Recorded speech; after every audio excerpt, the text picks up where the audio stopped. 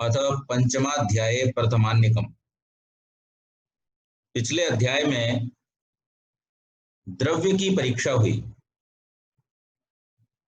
आरंभ में हमने 6 पदार्थ पढ़े थे। द्रव्य, गुण, कर्म, सामान्य, विशेष, समवाय। इसमें से द्रव्य के विषय में पिछले अध्याय में हमने पढ़ा। अब इस अध्याय में कर्म के विषय में बतलाया गया है। प्रथम सूत्र देते हुए ऋषि कहते हैं, आत्म संयोग प्रयत्नाभ्याम हस्ते कर्म। आत्मा का संयोग हाथ के साथ और आत्मगत प्रयत्न से हाथ में कर्म उत्पन्न होता है। इस अध्याय में जो कर्म की व्याख्या की गई है, इस व्याख्या को सुनने के बाद आपको एक बात का निश्चय होगा कि जो गति के सिद्धांत लोग अपने अपने नाम पर लेकर बैठे हैं, उन गति के सिद्धांतों का, कर्म के सिद्धांतों का जो सबसे पहला वर्णन किया वो महर्षि कणाद ने वेदों की मान्यताओं के आधार पर किया। और फिर कुछ लोगों ने उसी सिद्धांत को पढ़ करके अपने नाम से उसको प्रचारित कर दिया। अब यहां एक फर्क और आता है कि जो प्रचारित किया गया अपने नाम से, उसमें एक दोष उत्पन्न हो गया। दोष ये था कि महर्षि कणाद जो व्याख्या कर रहे हैं वो आद्योपांत कर रहे हैं, यानी कहां से वो प्रक्रिया आरंभ होती है और कहां जाकर के उसका समापन होता है, वहां तक की पूरी व्याख्या कणाद ऋषि ने की हुई है। लेकिन जो आधुनिक विज्ञान का सिद्धांत है, जिसे गति का सिद्धांत कहते हैं, जो आइजक न्यूटन के नाम पर दुनिया भर में पढ़ाया जाता है, लॉ ऑफ मोशन के नाम से, उसमें कमी यह है कि वो ये व्याख्या नहीं कर पाते कि गति होती तो है, गति होने के बाद क्या होता है, गति होने से पहले क्या होता है, ये बता पाते हैं, लेकिन गति क्यों होती है इसकी व्याख्या वो नहीं कर पाते। कणाद ने इसकी व्याख्या भी प्रस्तुत की है और ये अध्याय सूत्र से ही, पहले सूत्र से ही इस बात की व्याख्या करता है कि गति आरंभ कहां से होती है, कौन गति का कारण है। और उसको बतलाते हुए यहां पर यह सूत्र कह रहा है, आत्म संयोग प्रयत्नाभ्याम हस्ते कर्म। आत्मा का संयोग और आत्मगत प्रयत्न, इनके द्वारा हाथ में कर्म उत्पन्न होता है। आपके हाथ से आप जो क्रिया करते हैं, जो कर्म करते हैं, उस कर्म के होने में 2 चीजें हैं। एक, आपके हाथ में आत्मा का संयोग होना चाहिए। दूसरा, उस आत्मा के द्वारा प्रयत्न होना चाहिए। अगर ये 2 चीजें नहीं होंगी तो हाथ आपका पड़ा रहेगा, उठ नहीं सकता। कर्म क्रिया या चेष्टा शरीर में होती है, और ये कैसे होती है तो उसको बतलाते हुए कहते हैं, पहले आत्मा में कर्म करने की इच्छा पैदा होती है, और क्योंकि इच्छा कर्मानुकूल प्रयत्न को उत्पन्न करती है, तो प्रयत्न कर्म की उत्पत्ति में साक्षात कारण होता है। और उस प्रयत्न का इस सूत्र में उल्लेख किया गया, यद्यपि इच्छा शब्द का इसमें प्रयोग नहीं है, लेकिन प्रयत्न शब्द जो है वो अपने आप इच्छा के होने का प्रमाण दे देता है। हाथ में कर्म उस प्रयत्न के द्वारा उत्पन्न होता है। तो आपने अगर अपने हाथ को उठाना है तो इस उठाने के लिए आपको प्रयत्न करना पड़ेगा, और ये प्रयत्न आपकी इच्छा से उत्पन्न होगा। आपको हाथ उठाने की पहले इच्छा होगी, इच्छा के बाद आप प्रयत्न करेंगे, प्रयत्न करने से आपका हाथ उठ जाएगा। यानी कर्म के पीछे प्रयत्न, और प्रयत्न के पीछे चेतन सत्ता की इच्छा का होना छुपा हुआ है। जहां न्यूटन इस बात को शुरू करता है, वो कहता है कि कोई भी वस्तु जो स्थिर अवस्था में है वो स्थिर रहेगी, और जो चलायमान अवस्था में है वो चलायमान रहेगी, जब तक कि उस पर कोई बाहरी बल न लगा दिया जाए। इसे जड़त्व का नियम कहा गया। लेकिन इस नियम में वो स्थिर है तो स्थिर रहेगी, और चलायमान है तो चलायमान रहेगी। बाहरी बल न लगा दिया जाए तो वो बाहरी बल लगाने वाला कौन होगा, इसकी व्याख्या न्यूटन नहीं कर पाता। यहां व्याख्या ही कारण से शुरू हो रही है कि जो चेतन सत्ता है, जो आत्मा है, उस आत्मा के प्रयत्न से, और इस संसार में भी जो गति दिखाई देती है, हमने सांख्य में भी पढ़ा था, वैशेषिक में भी पढ़ा था, कि वो भी चेतन के प्रयत्न से ही होती है। जब परमेश्वर प्रकृति के मूल तत्वों में विक्षोभ अपने प्रयत्न से उत्पन्न कर देते हैं, तब उस विक्षोभ के कारण से उनके नाना प्रकार के संयोग और वियोग होते हैं, और उन संयोग वियोगों के कारण से बहुत सारे प्रकार के द्रव्यों की रचना होती है, और उस द्रव्य रचना से ये संसार निर्मित होकर के तैयार होता है। उस द्रव्य रचना में एक चेतन ज्ञान का होना बहुत आवश्यक है। अगर किन्हीं दो पदार्थों को ऐसे ही पलट दिया जाए और एक दूसरे में मिला दिया जाए, तो उनसे कोई भी ऐसी रचना होना संभव नहीं है जैसी सुंदर रचनाएं हमें इस संसार में व्यवस्थित दिखाई देती हैं। उन सब रचनाओं में एक और जहां पदार्थों का संयोग और वियोग होना है, उससे भी ज्यादा महत्वपूर्ण उनके पीछे एक चेतन सत्ता का ज्ञानवान पुट, सपोर्ट या इंटरवेंशन होना जरूरी है। अन्यथा वो पदार्थ आपस में मिलकर के किसी भी व्यवस्थित रचना को जन्म नहीं दे पाएंगे। तो यहां पर इस सूत्र के माध्यम से यह बतलाया गया है कि जो कर्म है, उस कर्म का जो समवायी कारण है वो क्या है, हाथ। अब यहां पर जो हाथ से द्वारा किए जाने वाले कर्म की बात हो रही है, तो उसका जो समवायी कारण है जिसके बिना वो कर्म हुई, जैसे मान लीजिए मैंने इस फोन को उठाया, अब इस फोन को उठाने के लिए मेरा हाथ जो है वो क्या है, समवायी कारण। अगर हाथ नहीं होगा तो मैं कितनी भी इच्छा कर लूं इस फोन को उठा नहीं सकता। तो समवायी कारण इसमें हाथ हो गया, और असमवायी कारण जो इसके साथ में जुड़ा हुआ है वो क्या है, प्रयत्न। तो मेरी इच्छा और इच्छा के द्वारा उत्पन्न हुआ जो प्रयत्न है वो इसमें असमवायी कारण है। और इसके बाद ये जो उठना है, ये क्रिया हो जाती है जब व्यक्ति, यहां पर उदाहरण जो दिया गया है वो ओखली का दिया गया है। ओखली में उठाना और गिराना दोनों क्रियाएं बराबर होती हैं। आप लोगों में से जिन्होंने भी ओखली देखी हो, या हमारे घरों में जो मसाले कूटने के लिए इमाम दस्ता छोटा रूप उसका रखते हैं हम लोग, उसका बड़ा रूप गांव में होता है ओखली। और उस ओखली में लकड़ी का मुकदर होता है, मूसली बोलते हैं उसको, उससे मुसल से बार बार चीजों को कूटा जाता है। कूटने से वो महीन हो जाती हैं। तो उसके उठाने और गिराने में जो प्रयत्न करना पड़ता है, उस प्रयत्न को यहां पर बतलाया गया कि पहले इच्छा हुई, इच्छा के द्वारा प्रयत्न हुआ, प्रयत्न से उस हाथ ने उस मूसल को ऊपर उठाया, और उठा करके फिर उसमें मार दिया। तो यहां कर्म का समवायी कारण हाथ है, प्रयत्न समवेत आत्मा का हाथ के साथ संयोग कर्म का असमवायी कारण है, प्रयत्न आदि अन्य समस्त साधन निमित्त कारण है, और हाथ में जो ऊपर उठना है ये क्या है, क्रिया है।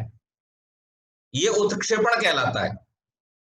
तो जब व्यक्ति ओखली में किसी मसाले, धान आदि को डालकर उसे कूटना आरंभ करता है, तब हमें ये उठाने की क्रिया दिखाई देती है। अब दूसरे सूत्र में बतलाया, तथा हस्त संयोगाच मुसले कर्म। वैसे हस्त संयोगात हाथ के संयोग से, अर्थात प्रयत्न वद संयुक्त हाथ के संयोग से, यानी मूसल के साथ च और अथवा मूसले मूसल में कर्म उत्क्षेपण कर्म उत्पन्न हो जाता है। तो पहली बार तो उठा करके और मारा, लेकिन दूसरी बार उसकी प्रतिक्रिया स्वरूप अपने आप मूसल ऊपर को उछलता है। तो यहां दूसरी बात भी बतला दी कि प्रयत्न युक्त आत्मा के संयोग से हाथ में उत्क्षेपण कर्म हुआ, ऐसे हाथ का मूसल के साथ में संयोग है, तब हाथ के साथ मूसल में उत्क्षेपण क्रिया हुई। उत्क्षेपण मतलब ऊपर उठाना। हाथ जैसे ऊपर उठा, उसमें पकड़ा हुआ वो मूसल भी ऊपर उठता है। मूसल में हुई क्रिया के मूल क्रिया का समवायी कारण हाथ है। हाथ के साथ मूसल का संयोग क्रिया का असमवायी कारण है, और प्रयत्न आदि अन्य साधन निमित्त कारण है।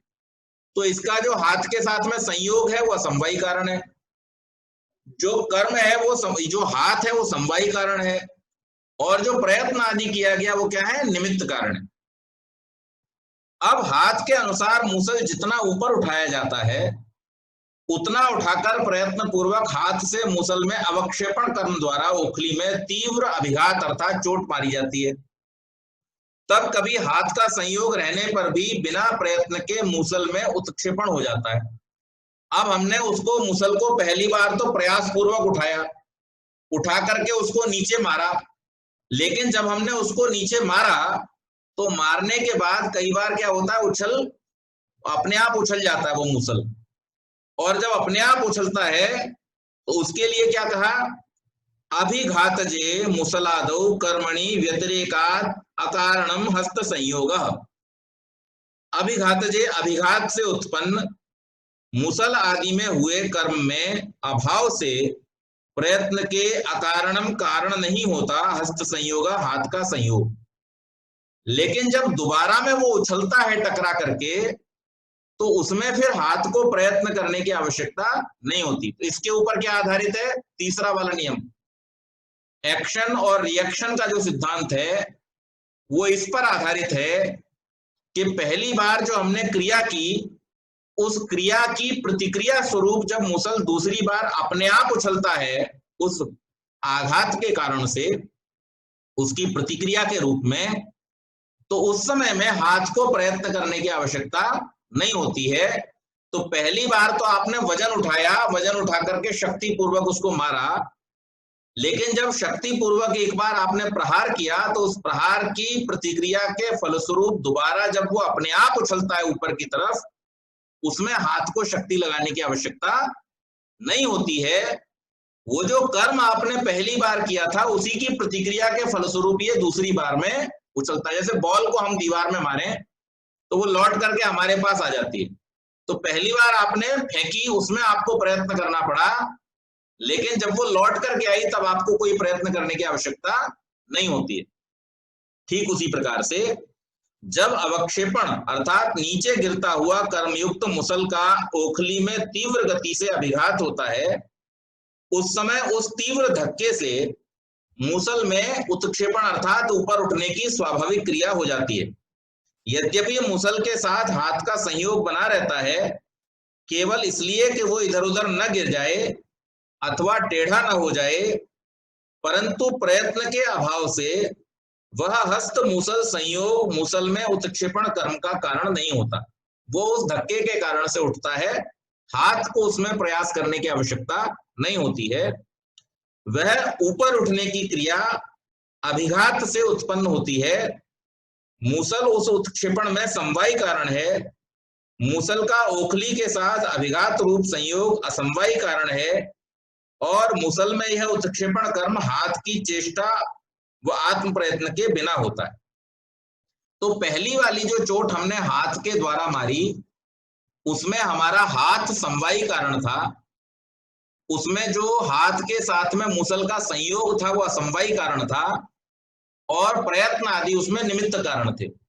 लेकिन जब उस चोट के प्रतिक्रिया के रूप में वो ऊपर की तरफ दोबारा उछलता है, तो उसमें जो समवायी कारण है वो क्या है? वो खुद मूसल उसमें समवायी कारण है, उसका जो अभिघात है वो असमवायी कारण है, और उसमें आत्मा का संयोग अपेक्षित नहीं होता। तथात्म संयोगो हस्तकर्मणि, तथा वैसे व्यतिरेक हेतु से आत्म संयोगा, आत्मा का संयोग हाथ के साथ हाथ के उत्क्षेपण कर्म में कारण नहीं होता। तो दूसरी बार में जब वो ऊपर की ओर उछल रहा है, वो स्वाभाविक गति से प्रतिक्रिया के रूप में उछल रहा है, उसमें प्रयत्न करने की या आत्म संयोग की आवश्यकता नहीं होती। जब अभिघात के कारण मूसल ऊपर को उछलता है, तब उससे संयुक्त हाथ उसके साथ ऊपर उछल जाता है। उस समय हाथ के साथ आत्मा का संयोग होने पर भी उस उछाल के लिए प्रयत्न न होने के कारण वह संयोग से उस उत्क्षेपण कर्म में कारण नहीं होता, तथा पदगत सूत्र के व्यतिरेकात कारणम पदों का अतिदेश करता है। उन पदों का इस सूत्र में उपयोग करना चाहिए। बिना प्रयत्न के हाथ में कर्म कैसे हो जाता है, ये प्रश्न का उत्तर देते हुए सूत्रकार कहते हैं, अभिघातान मुसल संयोगाद हस्ते कर्म।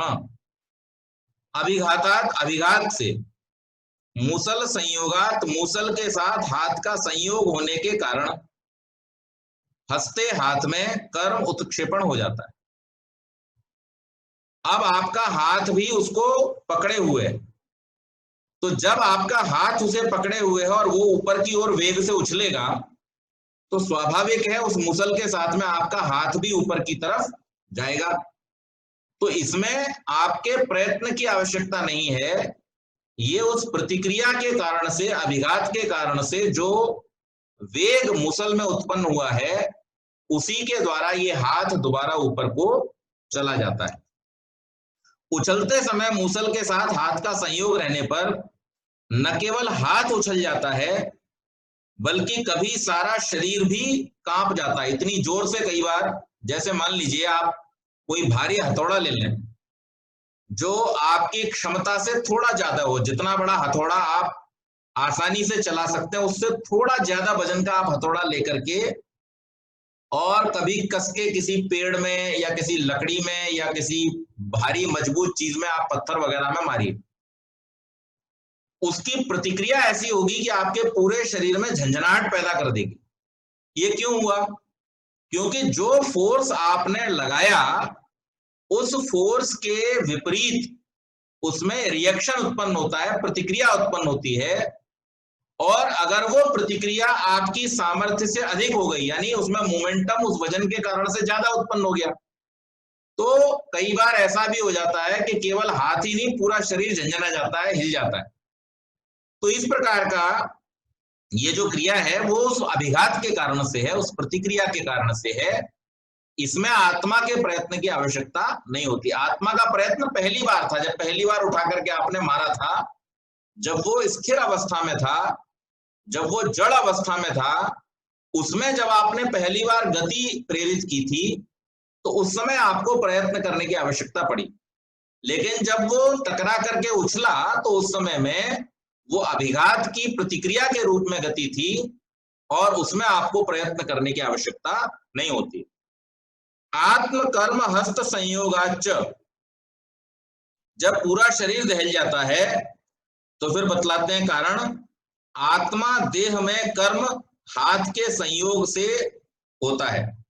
मूसल के साथ एकदम जब हाथ उछलता है, तब हाथ के साथ देह का संयोग होने से देह कांप जाता है।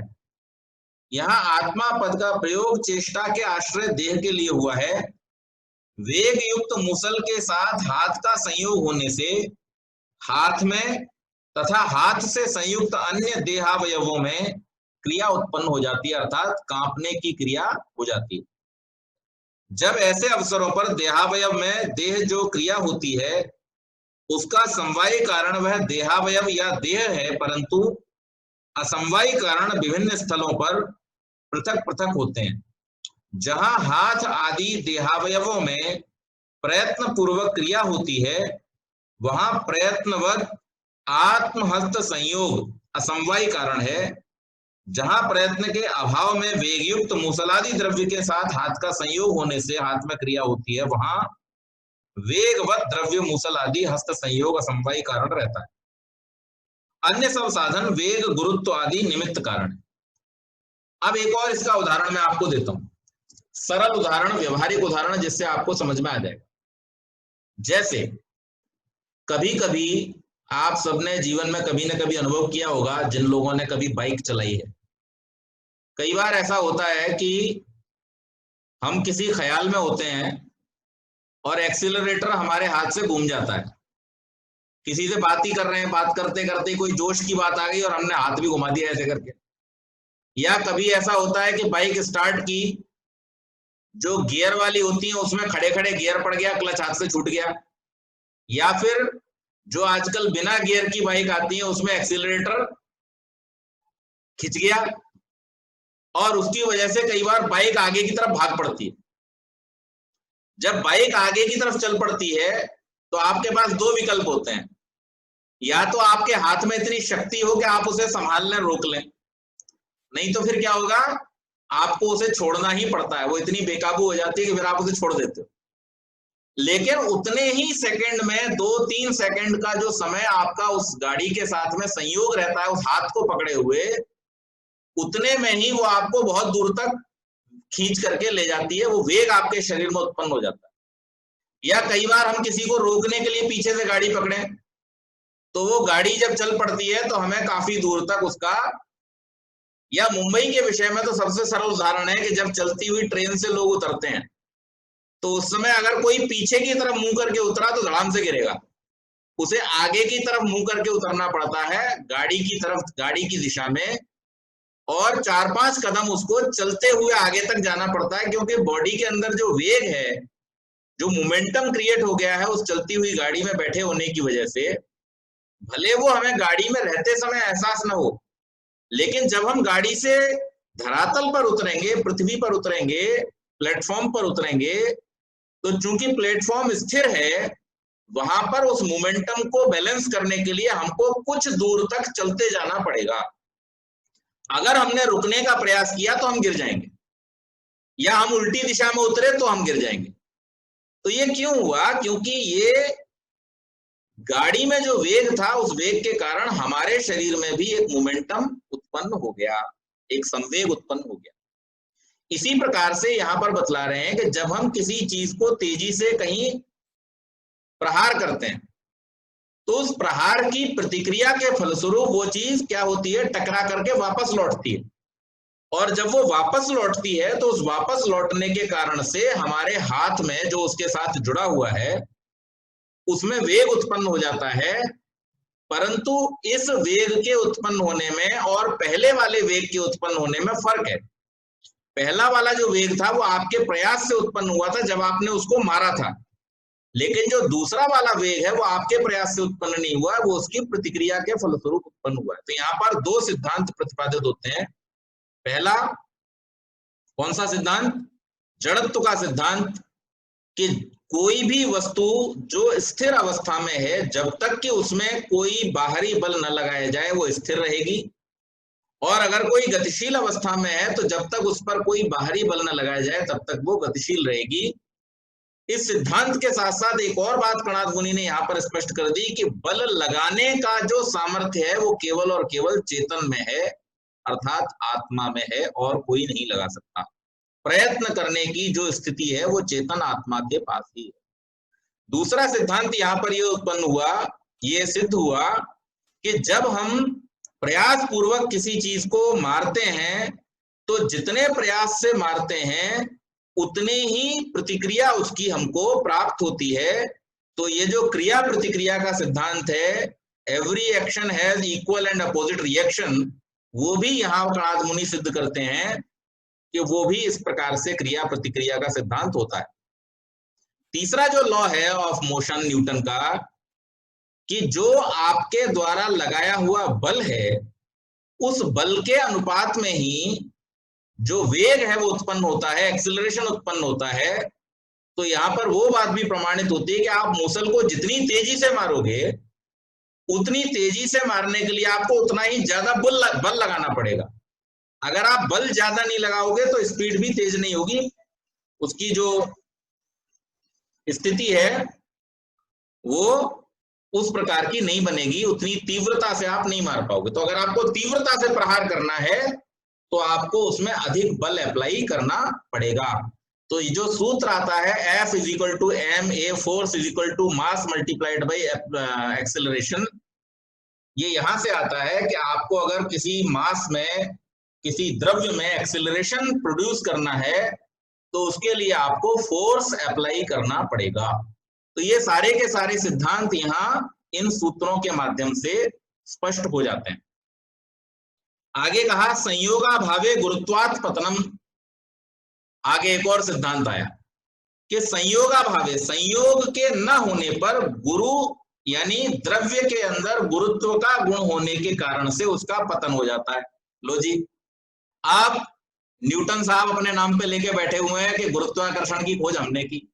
महर्षि कणाद कह रहे हैं कि अगर किसी वस्तु पर से आप बल हटा लोगे तो बल के अभाव में वेग समाप्त हो जाएगा और वेग के समाप्त में वो वस्तु गुरुत्वाकर्षण के कारण गिर पड़ेगी। ये सिद्धांत किसने दिया जी? ये आज से हजारों साल पहले महर्षि कणाद ने वेदों से एक्सट्रैक्ट करके निकाला। तो यहाँ पर ये बतला रहे हैं जब अभिघात आदि के कारण ऊपर उछलते हुए मूसल के साथ प्रयत्नवत आत्म संयुक्त हाथ का संयोग नहीं रहता, तब उस संयोग के अभाव में मूसल आदि गुरु द्रव्य नीचे गिर जाता है। इसके कारण से, गुरुत्व के कारण से नीचे गिर जाता है। गुरुत्वात् पतति, गुरुत्व के कारण से गिर जाता है, गुरुत्वाकर्षण का सिद्धांत है। मूसल के इस पतन अथवा अवक्षेपण क्रम में समवायी कारण मूसल और असमवायी कारण गुरुत्व रहता है। तो इसका गिरना जो है, तो मूसल में जो भार है वो क्या है? समवायी कारण है, और जो गुरुत्वाकर्षण बल है वो उसमें असमवायी कारण है, जिसके कारण से पदार्थ गिर पड़ता है, मूसल गिर पड़ता है।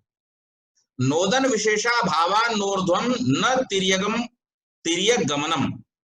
नोदन विशेषा भावात, नोदन विशेष के न होने से, न नहीं ऊर्ध्व गमनम ऊपर को, न नहीं तिर्यक इधर उधर को गमन क्रिया। नोदन विशेष के न होने से जो भार वाले पदार्थ हैं, गुरु द्रव्य जिनको कहा जाता है, वो ऊपर या इधर उधर को न जाकर नीचे पृथ्वी की ओर ही आते हैं।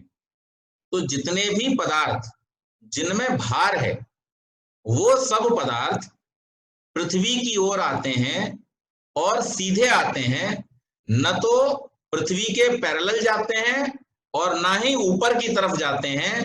क्यों? गुरुत्वाकर्षण के कारण से। तो न्यूटन को पेड़ के नीचे बैठ करके पता नहीं चला था कि सेब गिरता है गुरुत्वाकर्षण के कारण से। ये बात तो सृष्टि के आदि से ऋषियों को पता थी, और ऋषियों ने इस बात को अपने ग्रंथों में बहुत बड़े विवरण के साथ में उल्लेखित किया हुआ है। ये सब जो आज पढ़ाया जाता है सब गड़बड़ है। यहां पर स्पष्ट रूप से बतला रहे हैं कि अब इसमें दो और बातें बता दी, केवल एक ही बात नहीं बताई क्यों गिरता है नीचे। तो उन्होंने बतला दिया, न तो तिर्यक गति करेगा, न तो पैरेलल जाएगा, ना ही ऊपर जाएगा, वो सीधा नीचे ही आएगा। कारण क्या है उसका? उसका कारण है गुरुत्वाकर्षण। यह पृथ्वी के आकर्षण के कारण से है। इस आकर्षण का प्रतियोगी नोदन है। नोदन विशेष का तात्पर्य है प्रेरणा विशेष, यानी जब कोई चेतन किसी पदार्थ को प्रेरित करता है, अर्थात उसमें प्रयत्न डालता है, तब वो ऊपर की ओर जाएगा। अगर प्रयत्न नहीं होगा, अगर बल नहीं लगाया जाएगा, तो गुरुत्वाकर्षण के कारण से कोई भी पदार्थ ऊपर से सीधा नीचे की ओर गिरेगा। जब किसी द्रव्य को ऊपर नीचे या इधर उधर फेंका जाता है, तब वस्तुतः उस द्रव्य को प्रयत्न एवं शक्ति पूर्वक प्रेरित किया जाता है। उस द्रव्य में प्रेरणा को उत्पन्न कर दिया जाता है। वह पृथ्वी के आकर्षण का तिरस्कार करके प्रेरिता अर्थात फेंकने वाले के द्वारा जिधर को प्रेरणा की जाती है उधर को गति करता है। जहां यह नोदन प्रेरणा विशेष नहीं है वहां ऊपर या इधर उधर जाने का प्रश्न ही नहीं उठता। जिस शक्तिमान से द्रव्य में प्रेरणा दी गई उसके पूरा हो जाने पर प्रेरणाहीन द्रव्य पृथ्वी के आकर्षण के अनुसार पंख कटे पक्षी के समान गिर पड़ता है। इस रूप में नोदन विशेष आकर्षण का प्रतियोगी और पतन का प्रतिबंधक समझा जाना चाहिए। अब नोदन कैसे होता है तो उसको बतलाते हुए कहते हैं प्रयत्न विशेषान नोदन विशेष। प्रयत्न विशेष के होने से नोदन उत्पन्न होता है। यानी किसी चीज को अगर आपको फेंकना है तो जितनी दूर फेंकना है उतना ज्यादा प्रयत्न आपको उसके लिए करना पड़ेगा। जैसा प्रयत्न होगा वैसा उसमें नोदन उत्पन्न होगा। जैसा उसमें नोदन उत्पन्न होगा उतनी दूर तक वो वस्तु गुरुत्वाकर्षण बल का तिरस्कार करती हुई जाएगी। जैसे ही उसमें नोदन बल का अभाव हो जाएगा वो गुरुत्वाकर्षण के कारण से नीचे गिर पड़ेगी। नोदन विशेषा दुदसन विशेष। नोदन विशेष से उदसन विशेष हो जाता है। उदसन का अर्थ है दूर फेंका जाना, यानी जितना आपने नोदन उत्पन्न किया, जितना उसके अंदर आपने वेग उत्पन्न कर दिया, उसके अनुसार ही किसी द्रव्य में तीव्र गति उत्पन्न कर दिए जाने से वो दूर चला जाता है। उस नोदन विशेष के अनुसार वह द्रव्य दूर देश में पहुंच जाता है। यह ध्यान रखना चाहिए कि जब तक उसमें नोदन है वह ऊपर या इधर उधर चलता रहता है। उसके समाप्त होते ही पूर्व गति रुद्ध होकर वह पतनोन्मुख अर्थात नीचे की ओर गिरने लगता है। पतन का प्रतिबंधक अथवा आकर्षण का प्रतियोगी नोदन विशेष तब नहीं रहता। पेड़ पर चढ़ा अथवा किसी दीवार के किनारे पर खड़ा व्यक्ति पैर फिसल जाने से जब नीचे गिरता है तब उस प्रकार के प्रयत्न विशेष का अभाव होने के कारण वह ऊपर या इधर उधर गति नहीं कर पाता, सीधा नीचे आ जाता है। तो प्रयत्न पूर्वक तो आप ऊपर चढ़े, लेकिन जिस आधार पर आप खड़े हुए हैं अगर वो आधार हट गया पैर के नीचे से तो नीचे गिरने के लिए आपको कोई प्रयत्न करने की जरूरत नहीं होती। फिर आप धड़ाम से सीधे नीचे ही आके गिरते हैं। फिर आप चाहें कि इधर चले जाएंगे, इधर चले जाएंगे, ऊपर चले जाएंगे, वैसा कुछ नहीं होगा। आप सीधे धड़ाम से नीचे गिरेंगे। क्यों? क्योंकि प्रयत्न का अभाव होते ही आपका पतन हो जाएगा, यानी आप नीचे गिर पड़ेंगे। अब यहां शिष्य जिज्ञासा करता है कि यदि ऊर्ध्व यानी ऊपर की ओर या तिर्यक पैरेलली गमन आदि में नोदन विशेष निमित्त है तो स्तनपायी शिशु ऊपर को या इधर उधर को हाथ पैर फेंकता रहता है, वह कैसे होगा? वहां तो नोदन नहीं है। तो वहां पर क्या कहा? हस्त कर्मणा दारक कर्म व्याख्यातम। हाथ की क्रिया से दारक की क्रिया का व्याख्यान समझ लेना चाहिए। प्रश्न ये किया कि गर्भस्थ जो शिशु है वो गर्भ में रहता हुआ शिशु हाथ पैर कैसे चलाता है? वहां पे तो कोई धक्का नहीं दे रहा उसको। तो ऋषि कहते हैं जैसे हमने हाथ में क्रिया का व्याख्यान किया था। क्या व्याख्यान किया था पहले सूत्र में? आत्म संयोग और आत्म प्रयत्न के कारण से, आत्मा की उपस्थिति के कारण से, आत्मा के प्रयास के कारण से उसमें गति होती है। इसी प्रकार से बच्चे को भी समझना चाहिए, क्योंकि बच्चा जीवित है, उस बच्चे के अंदर आत्मा है, उस आत्मा के प्रयत्न के कारण से उसके हाथ पैरों में गति होती है। यह आवश्यक नहीं है कि ऊपर या इधर उधर को गति करना नोदन से ही हो। प्रयत्नवत आत्म संयोग से भी ऊर्ध्व या तिर्यक गति होती है। पत्थर आदि फेंकते समय जो वेग से ऊपर को हाथ उठाया जाता है उस क्रिया में प्रयत्न वदात्म हस्त संयोग कारण है। हाथ में ऐसी क्रिया उत्पन्न होने की प्रक्रिया का वर्णन जो प्रथम सूत्र में किया गया था उसी का यहाँ पर अतिदेश समझना चाहिए। यहाँ यह विवेक समझना चाहिए चेतन संयुक्त देहादि की ऊर्य तिर्यक क्रियाओं में प्रयत्नवत आत्म संयोग निमित्त रहता है। तो अगर बच्चा जीवित है तो ही वो गर्भ में गति करता है। गर्भ में भी यदि आत्म संयोग न रहे बच्चे के साथ तो फिर वो बच्चा कोई गति नहीं करता। आगे कहा तदा दग्धस्य विस्फोटने वैसे ही दग्धस्य जले हुए का विस्फोटने फपोला पड़ जाने में, अग्नि से जलकर फपोला पड़ते हुए उस देहांग में जो क्रिया होती है उसमें प्रयत्नवद आत्म संयोग असमवायी कारण नहीं होता। वह क्रिया प्रयत्न पूर्वक नहीं है, उसमें समवायी कारण व देहांग है। जहां फपोला पड़ा है उस अंग के साथ अग्नि संयोग असमवायी कारण है, प्रयत्न नोदनादि कोई कारण नहीं है। यत्नाभावे प्रसुप्तस्य चलनम, यत्न के न होने पर गहरे सोए हुए का उठ करके चल देना। अब यहाँ पे कुछ क्रियाएं बतलाई गई हैं जिनमें ये प्रश्न किया गया कि बहुत सारे ऐसे काम होते हैं कि जिनमें हम देखते हैं कोई प्रयास नहीं है।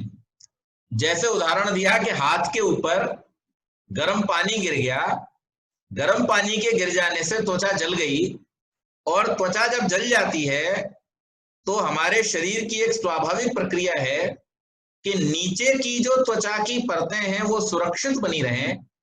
इसके लिए जो त्वचा की ऊपरी परत है वो थोड़ा गैप बना लेती है, और गैप बनने के बाद में नीचे की परतों से एक फ्लूइड निकलता है, एक द्रव निकलता है जो बीच में आकर के उस टेम्परेचर को मेंटेन कर देता है। तो हम क्या कहते हैं, जलने से फलक पड़ गया, फपोला पड़ गया। ये फपोला पड़ना एक स्वाभाविक क्रिया है, ये परमात्मा की एक व्यवस्था है हमारे शरीर की रक्षा करने के लिए, कि जैसे गर्मी में जाने पर हमारी त्वचा की रक्षा के लिए पसीना निकलने लगता है ऑटोमेटिकली ताकि त्वचा का टेम्परेचर मेंटेन रहे, इसी प्रकार से जब कोई त्वचा का हिस्सा, ऊपरी हिस्सा जल जाता है तो उस जले हुए हिस्से का प्रभाव नीचे न जाए और इन्फेक्शन न होने पाए, इसके लिए अंदर से उस त्वचा की ऊपरी परत के बीच में एक गैप बन जाता है, और उस गैप में एक द्रव आकर के वहां की हीलिंग करना शुरू कर देता है और उस टेम्परेचर को मेंटेन करना शुरू कर देता है ताकि आगे नीचे की परतें न जलने पाए। लेकिन यहां पर इन्होंने प्रश्न क्या रख दिया, खड़ा कर दिया कि वो जो फपोला उठा उसके उठने में किसका प्रयत्न है, वो तो अपने आप हो गया। तो यहां पर उसमें किसी प्रकार के प्रयत्न की आवश्यकता नहीं होती है, वो अग्नि के संयोग के कारण से प्रतिक्रिया के रूप में होता है। तो उसे प्रयत्न इसी रूप में समझना चाहिए कि वो करने के लिए प्रयत्न ये हुआ ना कि अग्नि का संयोग हुआ। अगर गर्म पदार्थ का संयोग ना होता तो वो फपोला भी वहां पर उस तरीके से न होता। तो वो एक प्रतिक्रिया के रूप में। इसी प्रकार से एक और उदाहरण दिया कि कोई व्यक्ति सोते समय चलता है। अब बहुत सारे लोग हैं जिनको एक बीमारी होती है, इस बीमारी का सोमनम्बुलिज्म, ये इस बीमारी का नाम है, जिसमें आदमी सोते समय चलने लगता है और उसको पता नहीं रहता। तो वहां पे प्रयत्न पूर्वक नहीं है, और फिर क्या होता है, चल फिर करके वो कहीं चोट भी लगा लेता है, गिर गिरा भी पड़ता है, और उसके बाद आकर के वापस अपनी जगह पे सो जाता है। और अगर आप उससे सुबह पूछेंगे कि भाई तुम रात को कहाँ गए थे, तो उसको कुछ नहीं पता, चोट कहाँ लगा लाए कुछ नहीं पता। फिर ऐसे ही जो लोग होते हैं वो कहते हैं कि रात को भूत आके मार गया मुझे। लेकिन वास्तव में होता क्या है, ये एक मानसिक रोग है जिसमें व्यक्ति सोते समय चलने लगता है, और सोते समय चलते के कारण से उसको पता तो चलता नहीं, और वो जाकर के कहीं रात में गिर पड़ा, अंधेरे में चोट लग गई, आकर के वापस अपने बिस्तर पे सो गया। अब सवेरे जब उठा तो उसके चोट लगी हुई है। या कई तो इतने खतरनाक स्थिति में पहुंच जाते हैं कि अगर मान लीजिए उसके हाथ में कोई नुकीला धारदार पदार्थ आ गया तो वो अपने चोट भी मार लेते हैं कई बार, बहुत सारे। और फिर सुबह उनसे जब पूछा जाता है कि भाई ये चोट कैसे लगी, तो उनको कुछ पता नहीं होता। तो ऐसी जो स्थिति होती है उसमें कई बार लोग समझ लेते हैं कि भाई कोई भूत प्रेत है उसकी वजह से ऐसा हो गया, लेकिन वास्तव में क्या है, ये एक रोग होता है, मानसिक रोग होता है जिसमें। तो यहाँ खैर इस बात को, प्रश्न को इसलिए उठाया गया कि इसमें क्या प्रयत्न माना जाना चाहिए या नहीं माना जाना चाहिए। तो उसमें ये कहा गया है कि इसमें प्रयत्न नहीं है, क्योंकि मूर्छा की अवस्था एक तरह से होती है उसमें, और मूर्छा की अवस्था के कारण से प्रसुप्त अवस्था की किसी भी शारीरिक क्रिया का रोग मूलक वायु संयोग असमवायी कारण होता है। वो उस वायु के संयोग से जो उसके अंदर रोग उत्पन्न कर रहा है उसका चलना फिरना होता है, लेकिन वहां पर प्रयत्न नहीं है। जैसे जागते हुए हम प्रयत्न करते हैं उस सोती हुई अवस्था में चलने का, कुछ लोग बोलते हैं तो बड़बड़ाते हैं, जन्म कहते हैं बड़बड़ा रहे हैं, तो बड़बड़ाने के समय में प्रयत्न नहीं होता, प्रयत्न ये हो रहा है जैसे मैं बोल रहा हूं तो मैं जानता हूं कि मैं क्या बोल रहा हूं, लेकिन जो व्यक्ति सोते समय बड़बड़ा रहा है वहां पे प्रयत्न नहीं है, तो ये क्या है, शारीरिक विकारों के कारण से ऐसा होता है, उसको भी प्रयत्न माना जाना नहीं चाहिए, तो वो कर्म नहीं है, कर्म की श्रेणी में नहीं आएगा। फिर शरीर के अन्यत्र भी प्रयत्न बिना कर्म हो जाता है, जैसे त्रिणय कर्म वायु संयोगात। अब इसको इस रूप में इन्होंने समझाया उदाहरण देकर के कि जैसे वायु के संयोग से, अभी कहा कि भाई शरीर वायु के विकार के कारण से चलने लगता है, तो समझ में नहीं आती बात। सामान्य रूप से कोई यूं कहे कि वायु विकार के कारण से व्यक्ति हाथ पैर चलाने लगता है, बड़बड़ाने लगता है, या रात को सोते समय चलने लगता है, तो ये बात समझना थोड़ा सा मुश्किल होता है, लेकिन उसको सरल उदाहरण से समझा दिया।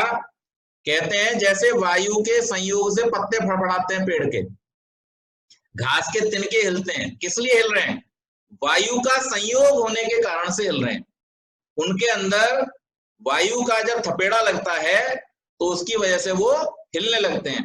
या हम आधुनिक तरीके से उसका उदाहरण ले लें, ये तो बाहर से हो गया, गुब्बारे के अंदर जब गैस भर दी जाती है तो वो ऊपर की तरफ भागता है, या उसको अगर आप उसका मुंह छोड़ दें खोल करके, हवा भर के, सामान्य हवा भर के भी आप उसका पीछे मुंह जो है वो छोड़ दीजिए, तो दूर तक भागता चला जाता है उस वायु के वेग के कारण से। ये क्यों होता है, वायु के प्रभाव से होता है। तो इसी प्रकार से बहुत सारी गतियां वायु के कारण से होती हैं, उनमें आत्मा का प्रयत्न सब जगह मानना ऐसा आवश्यक नहीं है। मणिगमनम सूच्य विसर्पणम इत्यदृष्ट कारणम, और मणिगमनम, मणि मतलब चुंबक, आप लोहे का कण दूर से ही उसमें खींच सकते हैं, चुंबक के साथ आप लोहे का कोई छोटा कण रख दीजिए तो उसको वो खींच लेती है, या बड़े बड़े भारी चुंबक जो होते हैं वो बड़ी बड़ी चीजों को भी, बड़े बड़े वाहनों को भी उठा करके ले जाते हैं। तो ये जो होता है ये किस कारण से होता है, उसमें जो चुंबकत्व का गुण है उसके कारण से। हर जगह आत्मा का होना जरूरी नहीं गति के लिए, तो उसके कारण से वो हो जाती है, लेकिन फिर भी उसमें जो वास्तविक प्रयत्न है वो वास्तविक प्रयत्न किसी चेतन के द्वारा ही किया जाता है। उस चुंबक को ऐसे पदार्थों के पास ले जाया जाना ये केवल मात्र किसी चेतन के द्वारा ही संभव है, अचेतन के द्वारा ये संभव नहीं है। चुंबक मणि का सामना लौह धातु के साथ हो जाने पर लौह धातु में गति उत्पन्न कर देता है, इस गति में कोई प्रयत्न निमित्त नहीं है। सुई आदि आयस पदार्थ अयस्कांत मणि का समीप्य होने पर उधर सरक जाते हैं, मणि से जाकर चिपक जाते हैं।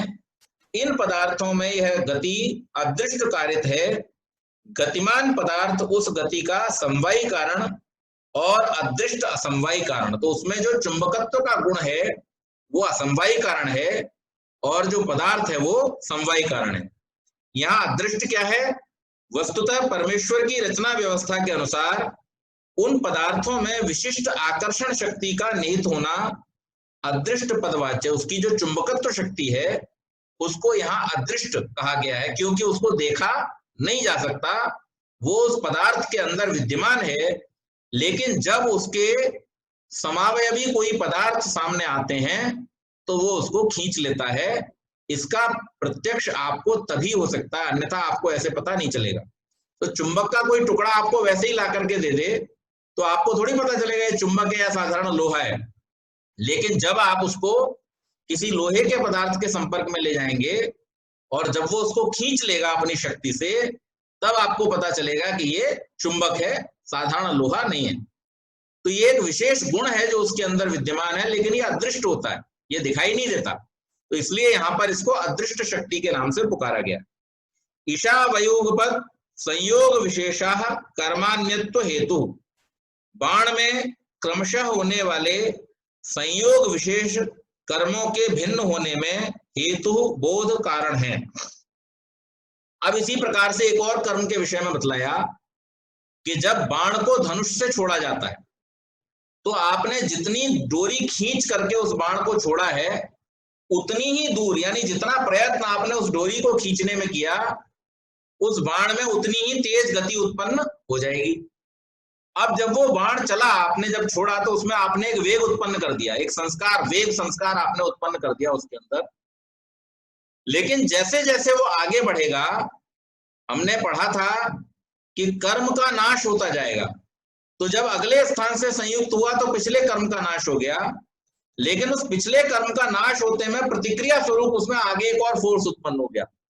और इस प्रकार से जब तक ये कर्म का होना और नष्ट होना चलता रहेगा, इस क्रिया प्रतिक्रिया के फलस्वरूप वो दूर तक चला जाएगा।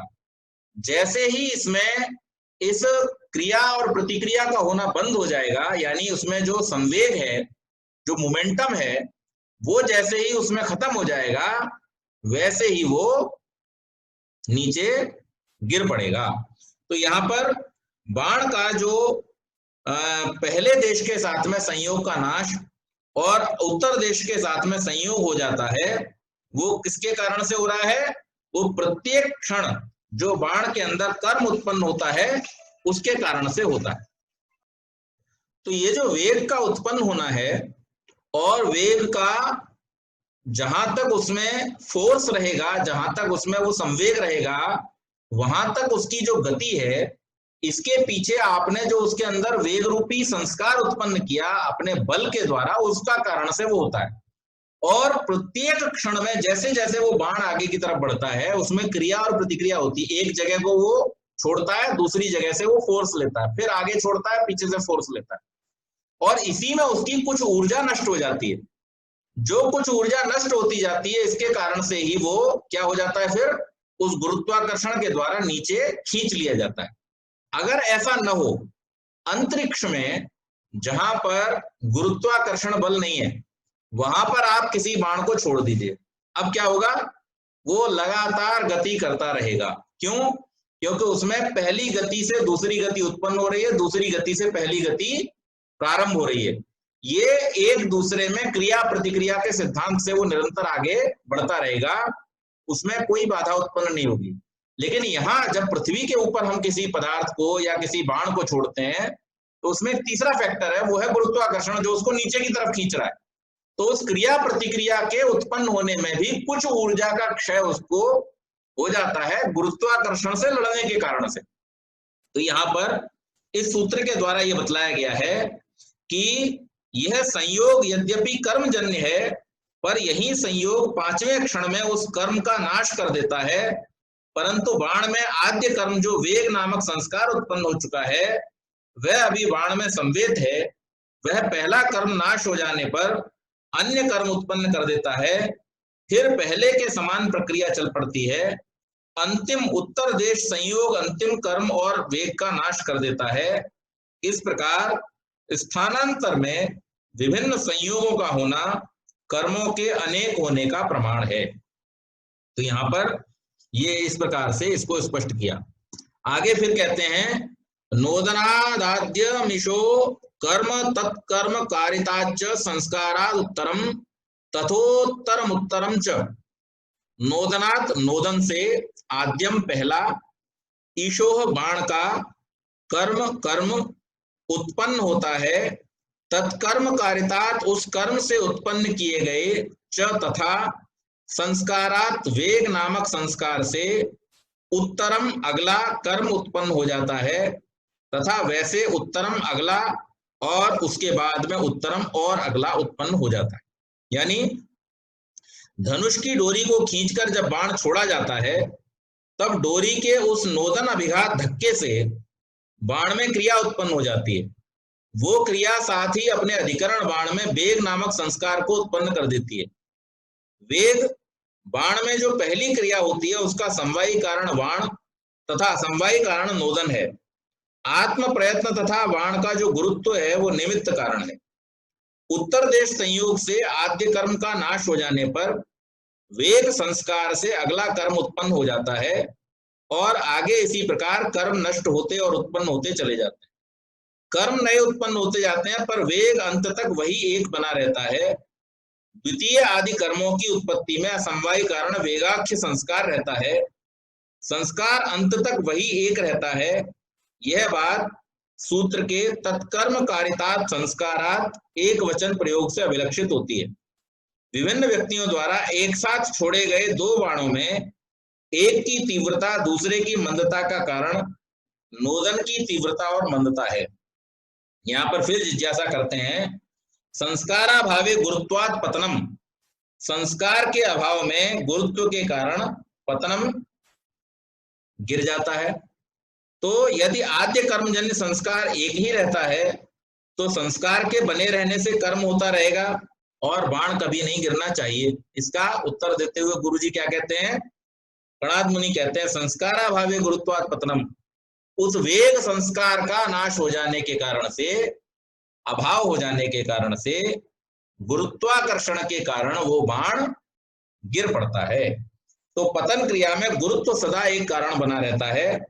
प्रयत्न पूर्वक नोदन जन्य आद्य कर्म से बाण जो वेग संस्कार उत्पन्न हो जाता है वह गुरुत्व का प्रतिरोधी है। जब तक वह वेग रहता है गुरुत्व को अपना कार्य नहीं करने देता। वेग समाप्त हो जाने पर गुरुत्वाकर्षण अपना कार्य करता है और बाण नीचे गिर जाता है। नोदन की तीव्रता गुरुत्व की तुलना में तीव्र प्रयत्न व सामर्थ्य पर अवलंबित है।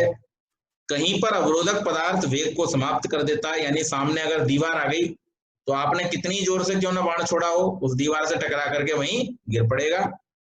इस प्रकार वेग के समाप्त हो जाने पर उत्क्षेपण कर्म आगे उत्पन्न नहीं हो पाता, इसलिए गुरुत्व से पतन हो जाता है। तो इस प्रकार यहाँ पर ये 5वें अध्याय के प्रथम मान्यक का समापन हो जाता है।